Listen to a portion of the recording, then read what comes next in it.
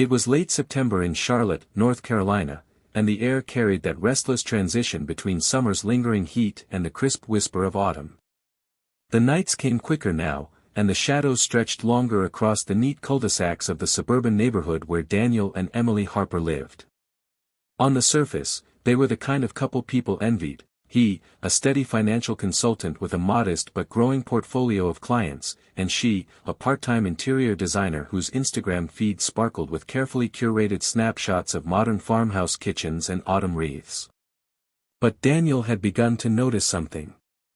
It wasn't obvious, no dramatic arguments, no slammed doors. It was subtler, like the faint smell of smoke after a fire that had already burned out. Emily's laugh, once quick and full, now seemed rehearsed. She checked her phone more often, sometimes with her back turned just slightly toward him, as if shielding a secret. And the intimacy between them, physical and otherwise, had thinned into something that resembled polite coexistence rather than marriage. On this particular Friday evening, Daniel came home earlier than usual. The sun was setting low, bleeding orange over the skyline, and he parked his silver Camry in the driveway beside Emily's white SUV. The house glowed warmly from the outside, porch light on, the faint flicker of candles visible through the living room window. He stepped inside and smelled garlic and tomatoes simmering. Emily stood at the stove, hair tied in a loose bun, wearing the navy dress he remembered buying her 2 years ago. She looked radiant, though distracted, stirring sauce with one hand while her phone rested face down beside the cutting board. "You're early," she said, glancing over her shoulder. Daniel smiled, kissed her cheek, and inhaled the scent of her perfume, something light, floral, unfamiliar. "Finished with clients faster than I thought. Smells good in here." Emily smiled back, but her eyes darted briefly toward the phone before returning to the pan. That was the moment, small, insignificant to anyone else, when Daniel felt it again. The shift. The space between them widening, even as they stood only a few feet apart. Charlotte was a city of contradictions, skyscrapers downtown reflecting the steel blue sky, yet just 10 minutes away, leafy neighborhoods where kids rode bikes and families grilled burgers on patios. Daniel loved it here, the sense of growth, the blend of southern charm and urban ambition. His life followed a rhythm, mornings at the gym, long hours advising middle-class families on investments, evenings back home where Emily sometimes joined him for Netflix, sometimes disappeared into her own world of design projects. Emily's days looked different. She met clients in coffee shops or toured homes with swatches of paint tucked under her arm. At least, that's what she told him. But lately, her schedule seemed vaguer. Meeting a client, she'd say, or, "I'll be home late, have to finish a project downtown." Daniel wanted to believe her. He really did. But something gnawed at him. Dinner that Friday was pleasant enough. They ate spaghetti, talked about the neighbor's new puppy, about Daniel's upcoming quarterly review, about Emily's idea of painting their bedroom a warmer shade of gray. Normal things. Safe things. But when Daniel reached for her phone, just to move it so he could set down his wine glass, Emily's hand shot out too quickly. "I'll get it," she said, forcing a laugh. "It's probably just junk emails." She placed it in her lap, screen down again. Daniel felt a prickle run along his spine. He didn't press the issue, but he filed it away in the quiet vault of his mind. Later that night, lying beside her in the dark, he listened to her breathing, steady and soft, and wondered if she was really asleep. Over the next week, Daniel watched. He wasn't proud of it, he felt like a suspicious husband, paranoid, intrusive. But once doubt takes root, it grows. Emily started dressing differently. More makeup, brighter colors, new blouses he hadn't seen before. She claimed it was for client meetings, but Daniel noticed she changed again once she got home, slipping quickly into sweatpants, almost as if she didn't want him to see her the way she looked during the day. And then there was the laughter. Not with him, not with friends he knew, but muffled, behind a closed office door, during late-night Zoom calls. One evening, he came home to find her standing outside on the back deck, phone pressed to her ear, whispering. When she noticed him through the sliding glass door, she startled, hung up quickly, and waved him off with, "Just a client, wrong measurements, nothing important." Her smile was convincing. Almost. Saturday arrived, and with it, a chance to breathe. They drove together to the farmer's market downtown, weaving between stands of fresh peaches, homemade jams, and jars of pickled okra. On the surface, they looked like any couple, holding hands, sharing samples, laughing lightly at a vendor's joke about sweet potatoes. But Daniel couldn't shake the feeling that she was performing, as if trying too hard to maintain the illusion of normalcy. When her phone buzzed in her purse, she stiffened. He caught the name flashing across the screen before she silenced it, Mark R. Daniel didn't know any Mark R. And Emily didn't offer an explanation. That night, Daniel lay awake again, staring at the ceiling fan as it spun in lazy circles. His heart felt heavy, his mind restless. He wanted to believe there was a simple explanation, maybe a new client, maybe an old college friend. But deep down, something told him the truth was darker. He turned his head to look at Emily, her face lit faintly by the glow of her phone screen as she scrolled. She caught him watching, smiled faintly, and whispered, "Go to sleep, babe. Long day tomorrow." Daniel closed his eyes, but he knew sleep wouldn't come easy. Not anymore. The cracks in their marriage were no longer invisible. They were small, jagged, and sharp enough for Daniel to feel them every time Emily smiled, every time she reached for her phone, every time she avoided his gaze just a second too long. Charlotte moved on around them, cars rushing down I-77, bars downtown buzzing with college kids, church bells ringing on Sunday mornings, but inside their two-story home, something fragile was beginning to break. And Daniel knew, with a certainty that chilled him, that the truth would not stay hidden forever. Monday mornings in Charlotte always carried a peculiar rhythm. The city pulsed with commuters rushing along Tryon Street, coffee shops overflowing with tired faces, and bankers in suits threading between glass towers. Daniel usually thrived on this energy. He liked the sense of order, the predictability of spreadsheets and quarterly goals. But that Monday, nothing felt predictable anymore. As he sat in his office reviewing a client's retirement plan, his mind wasn't on percentages or dividends. It was on Mark R. The name echoed in his thoughts like an unsolved equation. He told himself he wasn't going to jump to conclusions, but the temptation to know more gnawed at him. At lunch, while colleagues discussed football scores at a nearby diner, Daniel stayed at his desk, pulling his phone closer. He typed into the search bar, Mark R. Charlotte Interior Design. A few results popped up, some realtors, a contractor, a graphic designer. Nothing conclusive. Nothing that explained why Mark R. was calling his wife on a Saturday morning. He locked his phone and shoved it into his pocket. He wasn't the type of man to spy. Or at least, he hadn't been. That evening, over dinner, Daniel tried a small test. "So," he said casually, "any interesting new clients?" Emily twirled her fork in a bowl of salad. "A few. One couple wants me to redesign their living room. Another's looking at paint options." "Why?" "Just curious," he replied, watching her carefully. Her face stayed neutral, but her eyes flickered, just for a second, toward her phone, which rested screen down on the table. "And, any new ones named Mark?" The question hung in the air, subtle but sharp. Emily's fork paused mid-air. Then she laughed lightly. "Mark? No. Not that I can think of." Daniel forced a smile. "Guess I misheard." She nodded, speared another bite of lettuce, and changed the subject to their upcoming trip to Asheville. But Daniel's mind remained fixed on her reaction, the pause, the laugh that didn't sound quite right, the too quick dismissal. Later that night, when Emily showered, Daniel sat on the edge of the bed staring at her phone on the nightstand. His pulse raced. He wasn't a man who invaded privacy. He believed in trust. But trust had already begun to crumble, hadn't it? He picked it up. Locked. 6-digit code. He tried her birthday, wrong. Their anniversary, wrong. The water in the bathroom stopped. Panic surged through him, and he set the phone back down exactly where it had been. He lay back, pretending to scroll on his own phone as Emily walked out in a towel.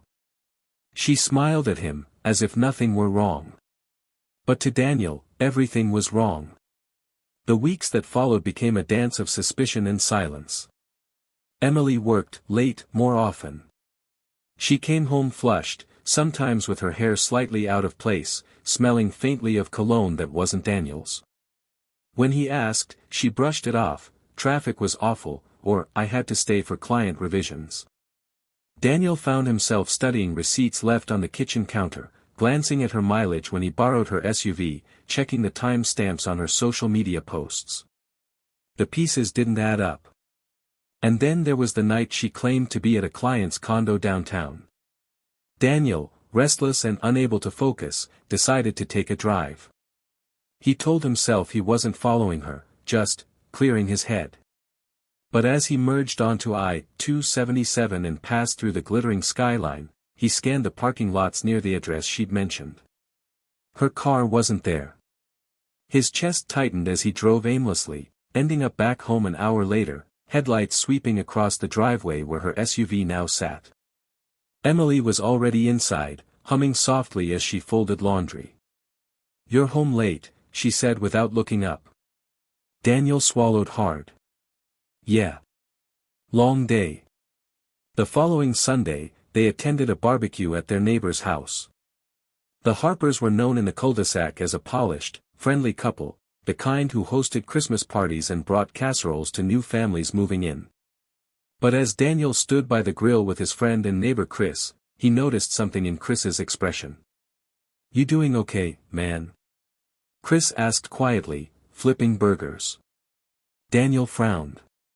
"Yeah." "Why?" Chris hesitated. "I don't know. Just, you and Emily seem kinda. I don't know. Different lately." Daniel forced a chuckle. "Work stress, probably. You know how it is." But Chris's words lingered. If others were noticing the cracks, then maybe they weren't as invisible as Daniel thought. 2 nights later, Daniel acted on impulse. Emily had fallen asleep on the couch, phone slipping from her hand. Her breathing was deep, her face relaxed. Daniel picked it up. This time, his heart didn't just race, it thundered. He tried again, her birthday backward. The phone unlocked. His hands shook as he opened the Messages app. At first, nothing unusual, group chats, notes from friends, reminders. Then he saw it, Mark R. The thread was short. She must have been deleting messages. But a few remained. "Can't stop thinking about last night. When can I see you again? Same place tomorrow. 7. Daniel's stomach twisted. His breath caught in his throat. The room seemed to tilt around him. He put the phone back in her hand, gently, carefully, and stepped outside onto the porch. The night air was cool, filled with the chirp of crickets and the distant hum of traffic. Daniel leaned against the railing, his fists clenched so tightly his knuckles whitened. The confirmation was there. Not suspicion anymore. Not paranoia. Proof. The following morning, Daniel stared at himself in the bathroom mirror. His reflection looked older, more tired. His jaw was tight, his eyes ringed with sleepless shadows. Emily kissed his cheek before leaving, the same casual affection she'd shown for years. But now it felt like a lie pressed against his skin. Daniel went to work, but his mind wasn't on his clients. It was on the messages, the unanswered questions, the image of Emily meeting another man in some secret corner of the city. By noon, he had made a decision. He needed to see it for himself. That night, when Emily told him she had another, late client meeting, Daniel smiled, nodded, and wished her luck. But as soon as she drove away, he grabbed his keys and followed, headlights dimmed, heart hammering. The hunt had begun. Charlotte's skyline gleamed like a jagged crown against the night sky as Daniel kept 2 cars behind Emily's white SUV. His palms were damp on the steering wheel, his chest tight with adrenaline. He had never done anything like this, never followed anyone, never felt the need to. But betrayal had turned him into someone he barely recognized. Emily turned off the interstate and wove through a district filled with trendy restaurants, rooftop bars, and boutique hotels. Her brake lights flared as she slowed near a small, upscale hotel tucked between glass towers. Daniel's throat went dry. She pulled into the lot. He parked half a block away, heart thundering, and watched as Emily stepped out. She wore a black dress, heels, her hair loose around her shoulders. She looked beautiful, painfully beautiful, but the beauty cut him now, sharp as broken glass. A man emerged from the hotel lobby. Tall, broad-shouldered, maybe early 40s. Handsome in a polished, careless way. He smiled when he saw her, the kind of smile a man doesn't fake. Emily's face lit up in a way Daniel hadn't seen in years. She walked straight into the man's arms. He kissed her. Not on the cheek. On the mouth. Daniel gripped the steering wheel so hard it creaked beneath his hands. He didn't confront them that night. He sat in his car, stomach churning, while Emily and the man walked inside, laughing, hands entwined. He stayed for hours, until the hotel lobby lights dimmed and the traffic thinned. When Emily finally re-emerged near midnight, her hair tousled, her smile faint but glowing, Daniel felt like something inside him had died. She drove home, humming to herself, windows cracked to let the cool night air in. Daniel followed, but he no longer felt like her husband. He felt like her ghost. The next morning, Emily brewed coffee as if nothing had happened. She kissed his cheek, poured him a mug, and asked if he wanted toast. Daniel stared at her, wondering how someone could stand in the ruins of loyalty and act so flawlessly normal. He wanted to scream, to throw the mug against the wall, to demand she confess. But instead, he nodded. Toast sounds good. She smiled. The performance continued for days. Emily left 4 clients, and Daniel watched her car vanish down the street, knowing exactly where she was headed. He checked her messages again when she slept, more fragments, always careful, always incomplete, but enough. Enough to confirm the betrayal was not a mistake, not a moment of weakness, but an affair. Daniel didn't tell anyone. Not Chris, not his family, not his colleagues. Outwardly, he was the same man, steady, professional, polite. Inwardly, a storm gathered. He researched divorce law in North Carolina, reading late into the night. He learned about property division, alimony, infidelity clauses. He memorized numbers, their mortgage balance, Emily's business income, his own accounts. Every fact sharpened into a weapon. It happened 2 weeks later. Emily came home late again, cheeks flushed, carrying the faint scent of whiskey and cologne. Daniel was waiting in the kitchen, the glow of the overhead light casting shadows across his face. "How was your client?" he asked softly. She froze for half a second, then smiled. "Tiring. They couldn't decide on a color scheme." Daniel nodded. "Funny. Because I saw you tonight." Emily's smile faltered. "What?" "I followed you," he said calmly. "To the hotel. I saw you with him." Her face drained of color. She opened her mouth, then closed it. Her hands trembled against the strap of her purse. "Daniel," she whispered. "I can explain." "No," he cut in, his voice low and steady. "You can't. Not this." Tears welled in her eyes. She reached for him, but he stepped back. "How long?" Her silence was answer enough. Daniel's jaw tightened. "I gave you everything. And you threw it away for him." "Please," she begged. "It's not what you think." Stop, he snapped, louder this time. Don't lie to me anymore.